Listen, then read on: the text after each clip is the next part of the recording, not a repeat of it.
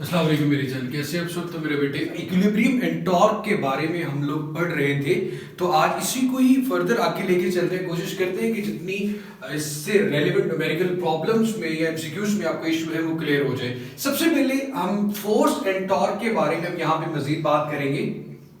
इससे पहले भी मेरा बेटा हम लोग डिस्कस कर चुके हैं। टॉर्क एंड इक्विलिब्रियम में हमने सिर्फ दो चीजों के बारे में पढ़ा था, सेंटर ऑफ मास और सेंटर ऑफ ग्रेविटी।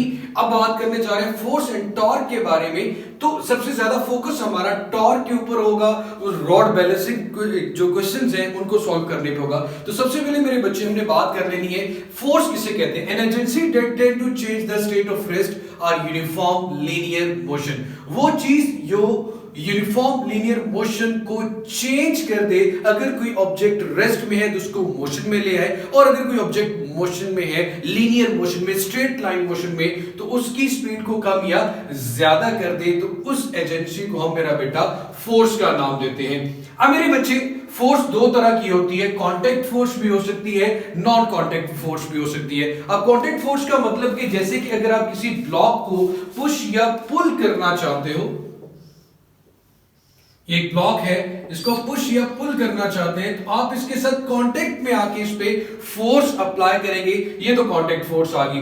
लेकिन अगर मैं नॉन कांटेक्ट फोर्स की बात करूं, तो जैसे कि अर्थ और मून के दरमियान जो ग्रेविटेशनल फोर्स भी कह सकते हैं, वो नॉन कांटेक्ट फोर्स है। चार्जेस के दरमियान की फोर्स को भी हम नॉन कांटेक्ट फोर्स की बात कर सकते हैं। इसी तरह मेरे बेटे फोर्स एम ए की इक्वल भी होती है according to Newton second law of motion. Force का फॉर्मूला मेरा बेटा आप एम जी भी पढ़ते हो, force G M M over R square बी होती है। So different formula, different rotations में हम बात करते हैं फोर्स की। सो अब मेरे बच्चे ये दो फोर्स की बात कर ली कि दो तरह की फोर्स है। मैंने कहा था कि हमारा मेन कंसर्न टॉर्क के ऊपर होगा। अब टॉर्क क्या चीज है? अगर आप सेंटर ऑफ ग्रेविटी को छोड़ देते हो, जैसे कि अगर मैं सेंटर ऑफ ग्रेविटी पे फोर्स लगाऊं तो ऑब्जेक्ट एक स्ट्रेट लाइन में मूव करेगा। लेकिन अगर मैं सेंटर ऑफ ग्रेविटी को छोड़कर किसी और पॉइंट पे फोर्स अप्लाई करता हूं, जैसे कि इस डायरेक्शन में फोर्स अप्लाई करूं तो ये इस डायरेक्शन में रोटेट, घूमना शुरू हो जाएगा। अगर इस डायरेक्शन में फोर्स अप्लाई करता हूं तो इस डायरेक्शन में घूमना शुरू हो जाएगा। तो an agency that tend to change the state of rest are uniform rotational motion। Object को रोटेशनल मोशन में लाना, that is called the turning effect of force। अब फोर्स लीनियर फोर्स नहीं बल्कि टर्निंग इफेक्ट ऑफ फोर्स है, तो इसको आप फोर्स का नाम नहीं बल्कि क्या नाम देते हैं मेरा बेटा? टॉर्क का नाम देते हैं। क्या नाम देते हैं मेरे बच्चे? इसको हम मेरा बेटा टॉर्क का नाम देते हैं। अब मैंने वैसे ही कहा था कि जब सेंटर ऑफ ग्रेविटी को छोड़ेंगे तो हम टॉर्क की तरफ आएंगे। तो अब टॉर्क से रेलेवेंट कुछ इंपॉर्टेंट फैक्ट्स के बारे में पढ़ते हैं। तो सबसे पहले मेरे बेटे, जैसे कि आपके पास कोई स्पैनर हो, अब मेरा बेटा जिस पॉइंट, एक चीज याद रखना, जिस पॉइंट की बॉडी मूव करती है उससे हम उस पॉइंट को, जैसे कि यहां पे आप किसी भी चीज को, ये बात कर लेते हैं, ये पॉइंट है इसका, जहां पे इसने रोटेट करना है, घूमना है, तो इस पॉइंट को हम पिवट पॉइंट का नाम देते हैं, या फिर हम इसे एक्सिस ऑफ रोटेशन भी कह सकते हैं। इसे हम पिवट पॉइंट का नाम भी देते हैं और एक्सिस ऑफ रोटेशन भी कह सकते हैं। इस पिवट पॉइंट से आप बिल्कुल स्ट्रेट लाइन में आए और आप परपेंडिकुलरली इस पे फोर्स अप्लाई करें। इस पिवट पॉइंट और इस फोर्स के दरमियान का जो डिस्टेंस है, इसको r से रिप्रेजेंट करते हैं, और इसको मेरा बेटा हम नाम देते हैं मोमेंट आर्म का। इसको मेरे बच्चे हम नाम देते हैं मोमेंट आर्म का। अब r है, ये एक्सिस ऑफ रोटेशन है, ये f है। इन दोनों के दरमियान अगर एंगल देखो तो इस वक्त जो एंगल बन रहा है वो 90 डिग्री है। एक चीज का मेरा बेटा ख्याल रखिएगा, आप जब टॉर्क का फॉर्मूला लिखते हो, आप लिखते हो जी R क्रॉस F, और क्रॉस प्रोडक्ट को जब ओपन करते हैं तो ये हमारे पास आता है आर एफ साइन थीटा। अब यहां पे थीटा 90 डिग्री है तो हमारे पास टॉर्क तो आर एफ आ जाएगा। अब छोटा सा मासूमाना सवाल यहां पे ये भी पैदा होता है कि यार F क्रॉस R क्यों नहीं है, R क्रॉस F क्यों है। मेरे बच्चे याद रखो, जब भी प्रोडक्ट ऑफ वेक्टर्स की बात करते हैं तो वो हमेशा दो टेल्स के दरमियान होता है। जैसे कि अगर मैं यहां पे एफ की बात कर रहा हूं कि डॉट एक्ट कर रही है, ये जो आर है अगर इसको मैं ड्रॉ करके इस तरफ ले जाता हूं, अब मेरे बेटे क्योंकि फोर्स नीचे की तरफ लग रही है, तो जब भी आप एंगल की बात करते हो according to right hand rule, जब क्रॉस प्रोडक्ट में आते हो तो इस तरफ आएंगे, इस तरफ आ रहे हैं, तो ये चीज देख ली। अब ये बन रहा है आपके पास आर क्रॉस एफ, और इसको मेरे बेटे अगर आप घड़ी की सुई की डायरेक्शन देखो, जब आप इस तरफ आ रहे हो घड़ी की तरह 12 से 1 2 2 3 4 5 6 7, तो ये क्लॉकवाइज है, और अगर आप इस तरफ आ रहे होते तो ये क्या होता है, एंटी क्लॉकवाइज। अब आप इस तरफ आ रहे हैं, क्लॉकवाइज है, और क्लॉकवाइज जो टॉर्क होता है उसको हम हमेशा नेगेटिव कंसीडर करते हैं। टॉर्क वाइज या जो क्लॉकवाइज जो टॉर्क है, इसको मेरा बेटा हमने क्या ले लिया, नेगेटिव ले लिया। खुद देख लिया डाउनवर्ड डायरेक्शन में according to right hand rule, आप अपनी कर्लिंग ऑफ द फिंगर्स को इस तरफ लेके, तो ये चीज आ रही मेरा बेटा आर क्रॉस एफ, अंगूठा नीचे की तरफ आ रहा है आपके पास, तो टॉर्क की वैल्यू हमने नेगेटिव ले ली। लेकिन अगर ये फोर्स मेरे बेटे अपवर्ड डायरेक्शन में लग रही होती, तो मेरे बच्चे आप यहां पे एक और डायग्राम में फोर्स को अपवर्ड डायरेक्शन में अगर रिप्रेजेंट करें तो आपके पास जो टॉर्क है वो पॉजिटिव आ जाएगा। ये देख लीजिए, यहां पे ले ली, ये आपके पास आर है, ये आपके पास एफ है, ये थीटा अगर आपके पास 90 डिग्री है, तो अब मेरे बच्चे आप इस तरफ आएंगे तो थंब आउटवर्ड डायरेक्शन में आ रहा है, तो ये अगर देखा जाए इस डायरेक्शन में मूव करना, इस डायरेक्शन में मूव करना एंटी क्लॉकवाइज है। इसलिए आप देखो अपवर्ड डायरेक्शन में आउटवर्ड है तो आउटवर्ड को हम पॉजिटिव लेते हैं, इसलिए जो एंटी क्लॉकवाइज टॉर्क होता है उसको पॉजिटिव लिया जाता है। यहां तक आपको 2 पॉइंट समझ में आ जाने चाहिए कि जब क्रॉस प्रोडक्ट की बात करते हैं तो हम टेल टू टेल देखते हैं, इसलिए यहां पे आर क्रॉस एफ आर है, और एक जो रिजल्ट यहां से ये है कि एंटी क्लॉकवाइज टॉर्क को पॉजिटिव लिया जा रहा है और क्लॉकवाइज टॉर्क को हम मेरा बेटा नेगेटिव लेते हैं। क्लॉकवाइज टॉर्क को मेरा बेटा क्या लेते हैं, नेगेटिव लेते हैं। सो अब मेरे बच्चे हम बात करेंगे कंडीशंस ऑफ इक्विलिब्रियम की।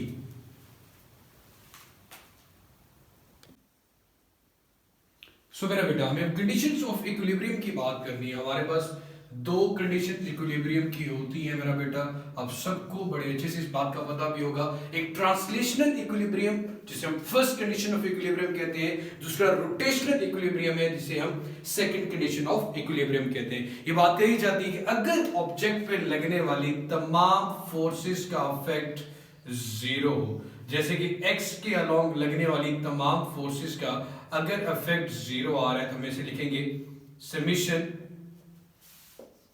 fx इज इक्वल टू 0, और अगर y के अलोंग लगने वाली तमाम फोर्सेस का इफेक्ट 0 हो तो हम इसे लिखते हैं sigma fy is equal to 0। In general ये बात कह सकते हैं कि इसमें लगने वाली तमाम फोर्सेस का इफेक्ट अगर 0 है तो ऑब्जेक्ट इक्विलिब्रियम में होगा। इन दोनों कंडीशंस को अगर मैं एक पॉइंट में समराइज करूं तो अगर आप ये बात कर लो कि अगर दोनों ही कंडीशन में ऑब्जेक्ट में पैदा होने वाला एक्सेलरेशन अगर 0 है तो object is said to be in equilibrium, तो हम ये बात कह सकते हैं कि ऑब्जेक्ट इस वक्त इक्विलिब्रियम में मौजूद है। मेरे बेटे सबसे पहले हम बात करते हैं ट्रांसलेशनल इक्विलिब्रियम की। ट्रांसलेशनल का मतलब जब ऑब्जेक्ट क्या कर रहा हो मेरा बेटा, स्ट्रेट लाइन में मूव कर रहा हो। 2 तरह के इक्विलिब्रियम है, दोनों सूरतों में एक्सेलरेशन 0 हो सकता है। ऑब्जेक्ट जब रेस्ट में हो, जैसे कि गाड़ी अगर रेस्ट में है तो इसमें लगने वाली तमाम फोर्सेस का इफेक्ट 0 है और इसका एक्सेलरेशन भी 0 होगा, तो हम कहेंगे कि हमारे पास जो गाड़ी है वो इक्विलिब्रियम में मौजूद है। दूसरा मेरे बेटे अगर यहां पे मैंने सिर्फ डॉट इसलिए लगाई कि इसमें से धुआं निकल रहा है, इट मींस कि गाड़ी आपके पास इस वक्त मोशन में है। लेकिन कैसे मोशन में, अगर इसकी वेलोसिटी कांस्टेंट हो, आप सबको बड़े अच्छे से पता है अगर वेलोसिटी कांस्टेंट हो तो ऑब्जेक्ट का एक्सीलरेशन जीरो है। इट मींस कि ऑब्जेक्ट पे लगने वाली तमाम फोर्सेस का इफेक्ट इस वक्त जीरो है। तो ऑब्जेक्ट कहा जा सकता है कि इस वक्त ये ट्रांसलेशनल इक्विलिब्रियम है, जहां पे हम लीनियर फोर्स की बात कर रहे हैं। अब मेरे बच्चे आ जाते हैं रोटेशनल इक्विलिब्रियम की तरफ। इसमें इन जनरल कहा जाता है कि अगर ऑब्जेक्ट में पैदा होने वाले तमाम टॉर्क का इफेक्ट जीरो, किसी किस्म की कोई रोटेशन पैदा ना हो, या फिर यह बात भी कही जा सकती है कि क्लॉकवाइज टॉर्क अगर आपके पास एंटी क्लॉकवाइज टॉर्क के इक्वल आ जाए तो ऑब्जेक्ट में किसी किस्म का कोई एंगुलर एक्सेलरेशन पैदा नहीं होगा। चैप्टर 5 में आपने एंगुलर एक्सेलरेशन अल्फा से डिनोट करते हैं मेरे बच्चे। ये भी दो तरह का इक्विलिब्रियम, दो तरह की इक्विलिब्रियम में हो सकता है, स्टैटिक में भी और डायनामिक में भी। अगर आपके पास एक फैन रेस्ट में है तो मेरे बेटे इसमें किसी किस्म का कोई एंगुलर एक्सेलरेशन पैदा नहीं हो रहा। जब इसमें किसी किस्म का कोई एंगुलर एक्सेलरेशन पैदा नहीं हो रहा, क्यों नहीं पैदा हो रहा? क्योंकि इसकी एंगुलर वेलोसिटी जीरो है। एंगुलर वेलोसिटी जीरो तो एंगुलर एक्सेलरेशन जीरो होगा। एंगुलर एक्सेलरेशन जीरो होगा तो टॉर्क की वैल्यू जीरो होगी, क्योंकि टॉर्क इक्वल होता है मेरा बेटा आई अल्फा के। आई होता है मोमेंट ऑफ इनर्शिया।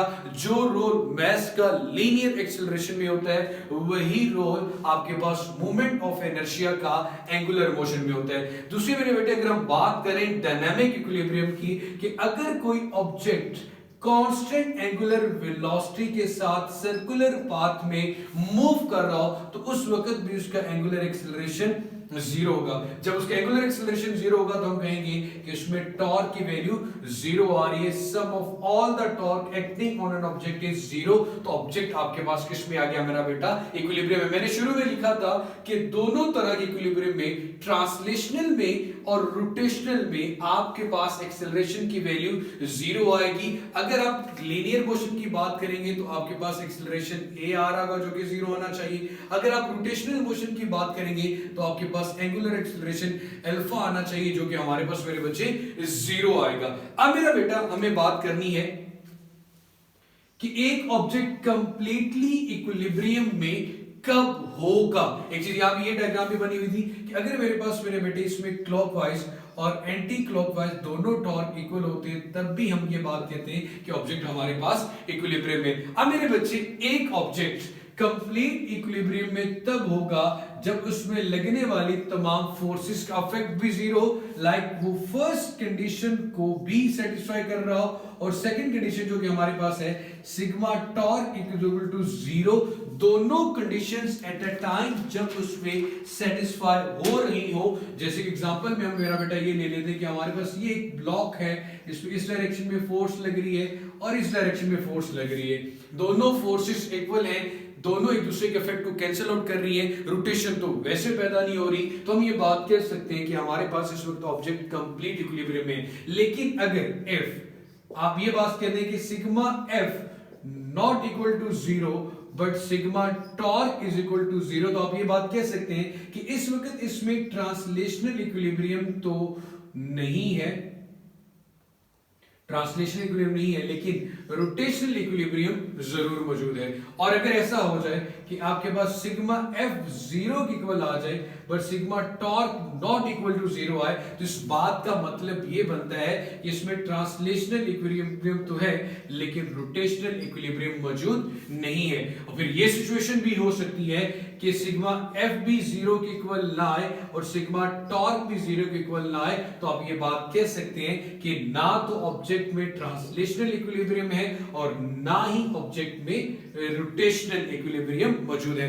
इसके बाद मेरे बेटे जैसे कि टॉर्क की बात करते हैं तो हमारे पास एक कपल का कॉन्सेप्ट भी आता है। कपल की वजह से ऑब्जेक्ट कभी भी बैलेंस नहीं होता। तो मेरे बच्चे अब हम कपल के बारे में बात करते हैं।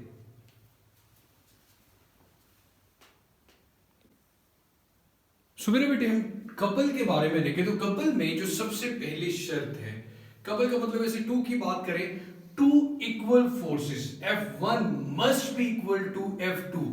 समटाइम देखो, जैसे गाड़ी का स्टीयरिंग आप घुमा रहे होते हो तो जितनी फोर्स अपवर्ड डायरेक्शन में लग रही है उतनी ही डाउनवर्ड डायरेक्शन में, या जितनी क्लॉकवाइज उतनी ही anti clockwise. Double hand spanner से गाड़ी के नट को टाइट या लूज करते हुए भी आप मेरे बेटे कपल की बात ही कर रहे होते हो। Two equal forces which acts on a body in opposite direction but their line of action is not same।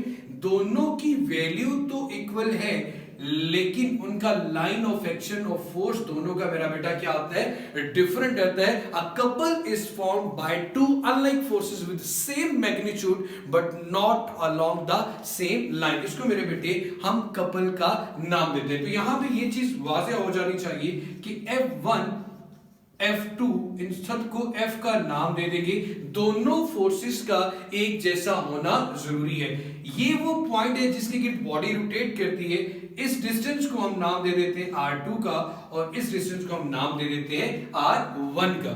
अब मेरे बच्चे इसी तरह यहां पे अगर फोर्स F1 लग रही है और ये फोर्स मेरे बेटे आपके पास F2 लग रही है, एक तरफ से क्लॉकवाइज और दूसरी तरफ से एंटी क्लॉकवाइज टॉर्क। और याद रखना कि क्लॉकवाइज और एंटी क्लॉकवाइज यहां पे टॉर्क तो पैदा हो रहे लेकिन ऑब्जेक्ट बैलेंस नहीं होता। कपल की वजह से आपके पास ऑब्जेक्ट बैलेंस नहीं होता। ये नहीं होता कि साइकिल के पेडल को आप फॉरवर्ड डायरेक्शन में या रिवर्स डायरेक्शन में जब एट अ टाइम रोटेट कर रहे होते तो साइकिल बैलेंस हो जाती, नहीं। यहां पे मेरे बच्चे आपके पास ऑब्जेक्ट बैलेंस नहीं होता। एक चीज मेरे बेटे, अब यहां पे उसी तरह ये डिस्टेंस आपके पास R2 आ गया और ये डिस्टेंस आपके पास R1 आ गया। तो इन दोनों का जो यहां पे जो टॉर्क पैदा हो रहा है दोनों को ऐड करेंगे, R1 F1 plus R2 F2। क्योंकि F1 और F2 दोनों की वैल्यू सेम है तो इसको हम F का नाम दे देते हैं। तो हमारे पास आ जाता है मेरा बेटा R1F प्लस R2F। दोनों में F कॉमन लिया तो ये आ गया R1 प्लस R2। अब R1 प्लस R2 के लिए हम शॉर्टकट यूज करते हैं जिसको सिर्फ D का नाम दे देते हैं। तो टॉर्क हमारे पास आ जाएगा DF। अब जो D है ये अब मूवमेंट आर्म नहीं बनेगा, अब इसको फिर मेरा बेटा हम कपल आर्म का नाम देंगे। क्या नाम देंगे मेरे बेटे, कपल आर्म का। सिमिलरली अगर हमारे पास इस तरह फोर्स लग रही है, ये फोर्स आपके पास F1 है, ये फोर्स आपके पास F2 है, ये आपके पास वो पॉइंट है पिवट पॉइंट जिसके गिर्द बॉडी आपके पास क्लॉकवाइज या एंटी क्लॉकवाइज टॉर्क पैदा कर रही है, इसे हम पिवट पॉइंट P का नाम दे देते हैं। इस डिस्टेंस को R1 कहेंगे और इस डिस्टेंस को R2। अब सबको पता है मेरा बेटा line of action of force और पिवट पॉइंट के दरमियान जो डिस्टेंस होता है उसको हम मोमेंट आर्म कहते हैं। अब यहां पे अगर एंगल को गौर करो तो ये 90 है और ये भी आपके पास मेरे बेटे क्या आ रहा है, 90 डिग्री का एंगल आ रहा है। अगर इन दोनों का टॉर्क देखा जाए और दोनों के टॉर्क को ऐड किया जाए, टॉर्क 1 प्लस टॉर्क 2, तो मेरे बेटे आप सिंपली लिखेंगे R1F। क्योंकि आपने ये बात याद रखनी है कि जब भी कपल की बात होगी F1 must be equal to F2 और फिर इन सब को हम एक ही नाम दे देंगे जो कि हमारे पास क्या होगा मेरा बेटा, F होगा। सो R1F प्लस R2F, या अगर टॉर्क इन दोनों में F कॉमन लिया तो हमारे पास ब्रैकेट में आ गया R1 प्लस R2। और R1 प्लस R2 को मेरे बेटे हम सिंपली अगेन कहा था कि शॉर्टकट में हम एक ही नाम दे देते कि D जो कि मोमेंट आर्म होगा, तो ये हमारे पास आ गया DF। और अगेन मेरे बच्चे वही लाइन टॉर्क ड्यू टू या फिर आपके कपल इज नॉट जीरो या फिर आप बैलेंस नहीं होता।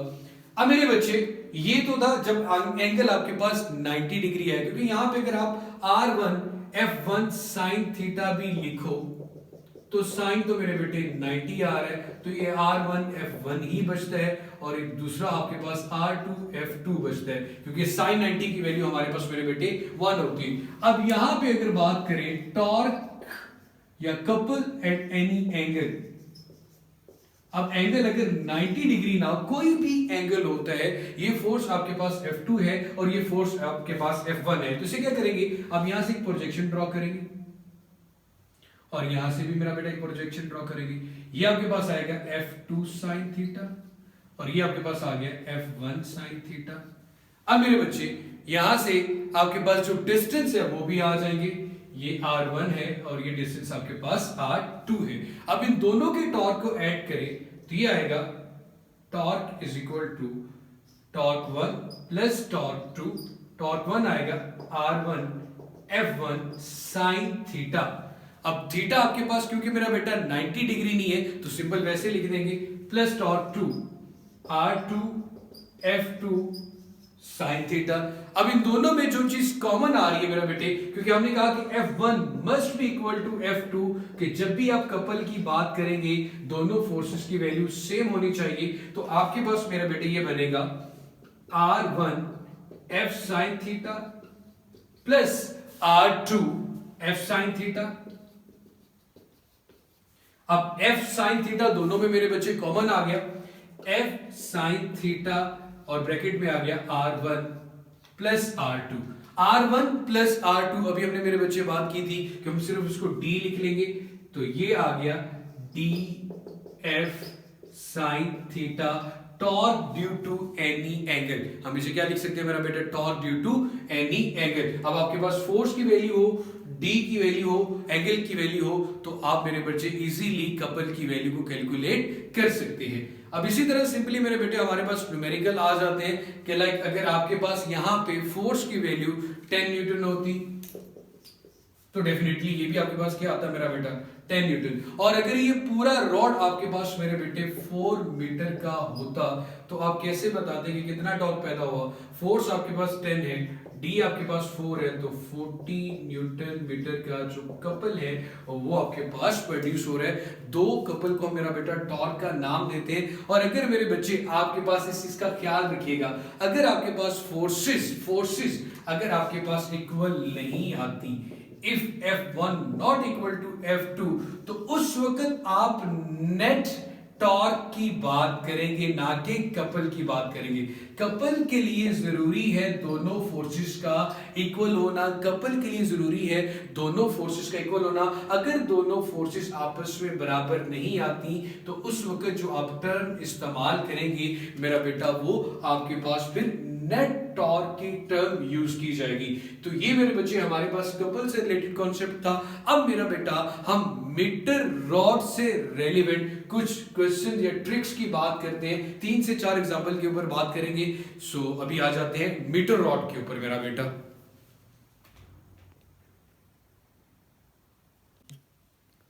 सो मेरा बेटा हम बात करते हैं basic tricks on rod balancing questions के ऊपर। मीटर रॉड हमने ले लिया एक 1 मीटर का, जिसकी टोटल लेंथ आपके पास 100 सेंटीमीटर है। 4 डिफरेंट क्वेश्चंस मैंने आपके सामने लिख दिए, इसमें बच्चे बहुत से कंफ्यूज भी होते हैं, जरा ध्यान से सुनिएगा।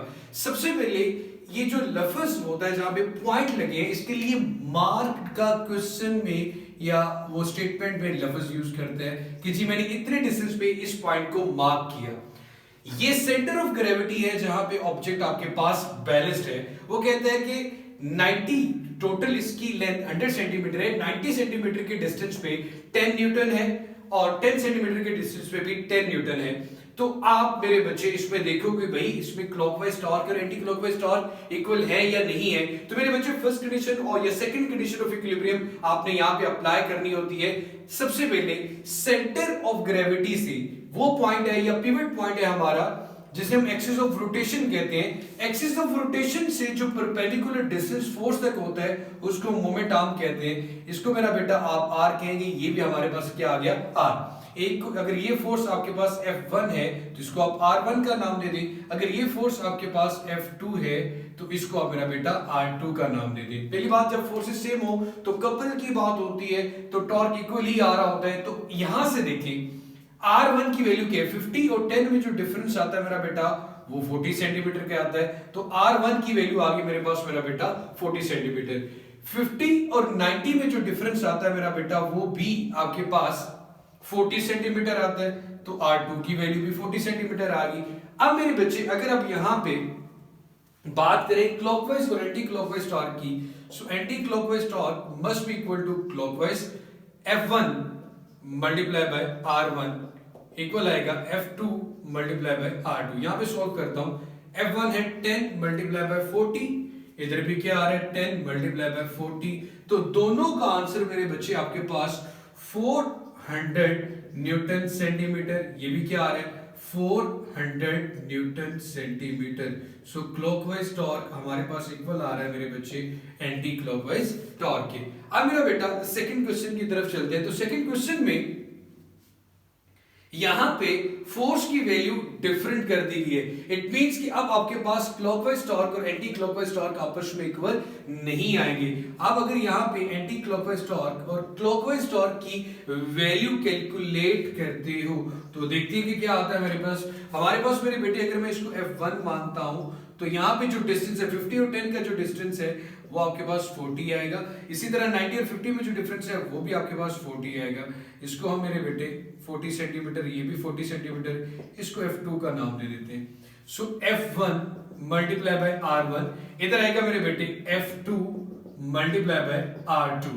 F1 आपके पास 20 है और R1 की वैल्यू आपके पास मेरा बेटा 40 आ रही है। यहाँ पे F2 आपके पास 10 है और R2 की वैल्यू भी आपके पास 40 आ रही है। तो ये तो आ जाएगा 400 न्यूटन सेंटीमीटर और ये आ रहा आपके पास 800 न्यूटन सेंटीमीटर। इट मींस कि इस केस में आप नेट टॉर्क कैलकुलेट करोगे। और नेट टॉर्क कैसे कैलकुलेट करोगे? सिंपली मेरे बच्चे, नेट टोटल कैलकुलेट करने के लिए आपको इन दोनों को ऐड करना और किसी एक लेस वाले के साथ नेगेटिव साइन लगा लें। सो 800 माइनस 400, तो आपको सबको पता है कि यहाँ पे एंटी क्लॉकवाइज की वैल्यू ज्यादा है। कितनी ज्यादा है? 400 न्यूटन सेंटीमीटर। अगेन कि जब आपके पास क्लॉकवाइज और एंटी क्लॉकवाइज टॉर्क आपस में इक्वल ना आए तो आप नेट टॉर्क कैलकुलेट करते हैं। अब ये वो सवाल है जिसमें बहुत से बच्चे कंफ्यूज होते हैं कि जब एक तरफ वो दो चीजें दे देता है, दो फोर्सेस की बात कर लेते हैं, तो बच्चों का ये होता है कि यार पता नहीं कितना मुश्किल क्वेश्चन आ गया है। लाइक अगर मैं इसको F1 का नाम दे देता हूं, इसको हम F2 का नाम दे देते हैं और ये F3 है जो कि हमें कैलकुलेट करना है। और कंडीशन ये कि अगर आपके पास ऑब्जेक्ट या रॉड बैलेंस्ड हो। जब रॉड बैलेंस्ड होगा तो हम कहेंगे जी एंटी क्लॉकवाइज टॉर्क किसके इक्वल आएगा मेरा बेटा? क्लॉकवाइज टॉर्क के। अब 50 और 30 में डिस्टेंस देखिए, आपने पिवट पॉइंट से ऑब्जेक्ट की फोर्स तक जाना है। 50 और 30 में जो डिस्टेंस है वो 20 आ रहा है। 50 और 10 में जो डिफरेंस आता है मेरा बेटा वो 40 आता है। यहां से आपने मेरा बेटा जो है गलती वो नहीं करनी कि 50 और 30 में जो डिफरेंस है वो 20 के है और 50 और 10 में जो डिफरेंस है वो 40 के है। तो मैं यहां पे लिख सकता हूं कि R1, इसको आप R1 कह ले और इसको R2 कह ले। और यहां पे 90 और 50 में जो डिफरेंस है वो 40 का और इसको आप R3 कह ले। तो यहां पे मेरे बेटे एंटी क्लॉकवाइज में दो फोर्सेस है तो दोनों का आ जाएगा R1 multiply by F1 plus R2 multiply by F2 equal आएगा R3 multiply by F3। F3 तो हमें कैलकुलेट करना है। R1 की वैल्यू आपके पास मेरा बेटा 40 आई, F1 आपके पास 10 है, प्लस R2 की वैल्यू आपके पास मेरे बच्चे 20 आ रही है और F2 आपके पास 10 है। सिमिलरली R3 आपके पास 40 आ रहा है और F3 आपने कैलकुलेट करना है। 40 को 10 से मल्टीप्लाई करेंगे तो 400 आएगा, 20 को 10 से मल्टीप्लाई करेंगे तो 200 आ जाएगा। सॉरी 20 को 10 से मल्टीप्लाई करेंगे, हाँ जी 200 ही आएगा। इधर आ गया 40 मल्टीप्लाई बाय F3, 400 एंड 200 आ गया आपके पास 600।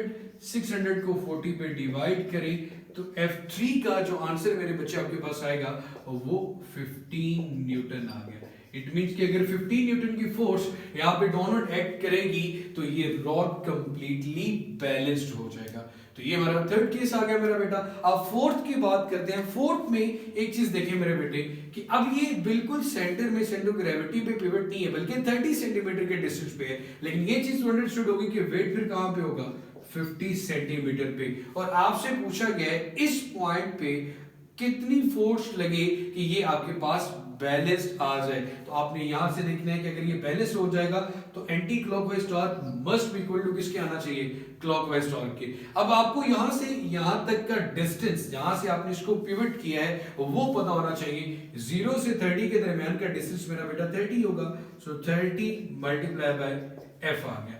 क्लॉकवाइज में मेरे बच्चे 30 और 50 में अगर डिफरेंस देखो तो 20 का आ रहा है और जो फोर्स लग रही है वो 10 है। 20 को 10 से मल्टीप्लाई करेंगे तो मेरे बेटे 200 ही आएगा। और यहां पे आ रहा है 30 मल्टीप्लाई बाय F। 30 इसके साथ मल्टीप्लाई हो रहा है, इधर आके मेरे बेटे डिवाइड हो जाएगा। तो 200 को आप 30 पे डिवाइड करेंगे तो आपके पास मेरा बेटा फोर्स का आंसर आ जाएगा अबाउट 6.6 न्यूटन आता है।